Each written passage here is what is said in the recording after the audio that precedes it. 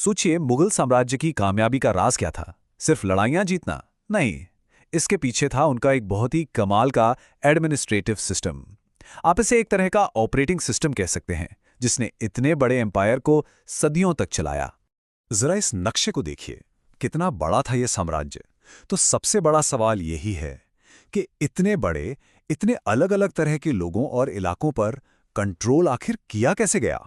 तो चलिए, कहानी को शुरू से शुरू करते हैं, बाबर के साथ, जिसने इस साम्राज्य की नींव रखी। ये वो पल था जिसने इतिहास बदल दिया।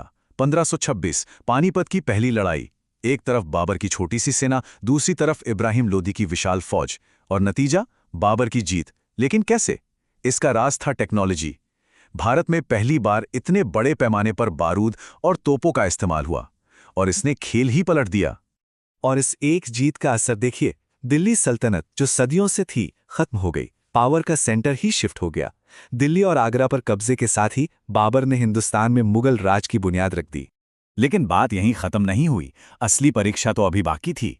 1527 में खानवा का मैदान। बाबर के सामने थे राणा सांगा और उनका जबरदस्त राजपूत गठबंधन। और एक बार फिर बाबर की बेहतर स्ट्रैटेजी और तोपखाने ने कमाल कर दिया। इस जीत के बाद नॉर्थ इंडिया में मुगलों का दबदबा पक्का हो गया। तो यहां से एक बहुत जरूरी सवाल खड़ा होता है। किसी एम्पायर को जीत लेना एक बात है, पर उसे चलाना, उस पर ठीक से शासन करना, वो एक बिल्कुल अलग कहानी है। और इसी सवाल का जवाब था एक नया, एक क्रांतिकारी सिस्टम। एक ऐसा सिस्टम जिसे तैयार किया सम्राट अकबर ने। चलिए, इसी मुगल ऑपरेटिंग सिस्टम को समझते हैं। और इस कमाल के सिस्टम के पीछे दिमाग था सम्राट अकबर का। वो जानते थे कि सिर्फ तलवार के दम पर राज नहीं चल सकता। इतने बड़े साम्राज्य को संभालने के लिए एक मजबूत एडमिनिस्ट्रेटिव ढांचे की जरूरत थी। इस पूरे सिस्टम की नींव थी मनसबदार की पोस्ट। अब ये मनसबदार क्या था? मनसब का मतलब होता है रैंक या पद। तो मनसबदार वो ऑफिसर था जिसे साम्राज्य में एक रैंक दिया जाता था। आइडिया बहुत सिंपल था, पर बहुत असरदार। इसे ऐसे समझिए, जैसे आज किसी बड़ी कंपनी का ऑर्गेनाइजेशनल चार्ट होता है ना, बिल्कुल वैसा ही ये पूरे एम्पायर का चार्ट था, जिसमें हर छोटे बड़े सिविल और मिलिट्री ऑफिसर की एक ग्रेडिंग, एक रैंकिंग होती थी। अच्छा, अब इस सिस्टम को ठीक से समझने के लिए इसके दो सबसे जरूरी हिस्सों को जानना होगा, जात और सवार।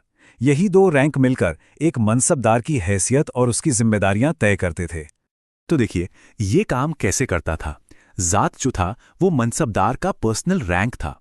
इससे तय होती थी दरबार में उसकी हैसियत और उसकी पर्सनल सैलरी। दूसरी तरफ था सवार रैंक। इससे ये तय होता था कि उसे अपनी टुकड़ी में कितने घुड़सवार सैनिक रखने हैं। तो जात और सवार दोनों मिलकर उसकी पूरी जिम्मेदारी तय करते थे। और यह सिस्टम और भी डीप था। मनसबदारों को 3 क्लास में बांटा गया था। ये इस बात पर डिपेंड करता था कि उनका जात और सवार रैंक क्या है। अगर किसी का सवार रैंक उसके जात रैंक के बराबर है तो वो फर्स्ट क्लास मनसबदार कहलाता था, मतलब उसकी हैसियत बहुत ऊंची थी। तो ये तो हो गई थ्योरी, पर असल में प्रैक्टिकली ये सिस्टम काम कैसे करता था? ये सिर्फ कागजों पर नहीं था, ये वो मशीन थी जो रोज रोज एम्पायर को चला रही थी। और ये सिस्टम लोगों को अपनी तरफ खींचता भी खूब था। जरा सोचिए, 5000 रैंक वाले एक टॉप मनसबदार की सैलरी हर महीने 30,000 रुपए। उस जमाने में ये दुनिया की सबसे ज्यादा सैलरीज में से एक थी। जाहिर है, सबसे काबिल लोग इस सिस्टम का हिस्सा बनना चाहते थे। अब इस सिस्टम की कुछ खास बातें समझ लेते हैं। पहली, सारी पावर बादशाह के हाथ में थी। वही किसी को मनसबदार बनाता, प्रमोट करता या हटाता था। दूसरी, ये रैंक खानदानी नहीं था, मतलब काबिलियत और वफादारी की ज्यादा कीमत थी। और हाँ, सैलरी या तो कैश में मिलती थी या फिर जागीर के तौर पर, मतलब जमीन से टैक्स वसूलने का अधिकार। और हाँ, अकबर बहुत स्मार्ट थे। सिस्टम में करप्शन रोकने के भी पुख्ता इंतजाम थे। जैसे दाग सिस्टम, जिसमें हर घोड़े पर एक शाही मोहर लगा दी जाती थी ताकि कोई अदला बदली या धोखाधड़ी ना हो सके। और चेहरा सिस्टम, जिसमें हर सैनिक का पूरा हुलिया, पूरा ब्यौरा दर्ज होता था। इन तरीकों से बेईमानी करना लगभग नामुमकिन था। एक बात और, ये सिस्टम कोई पत्थर की लकीर नहीं था। ये वक्त के साथ बदला भी। अकबर के बाद आने वाले बादशाहों ने इसमें अपने हिसाब से बदलाव किए। देखते हैं कि ये कैसे बदला। जैसे अकबर के बाद जहांगीर और शाहजहां ने सिस्टम में काफी बदलाव किए। राजकुमारों के मनसब तो बहुत ही ऊंचे कर दिए गए।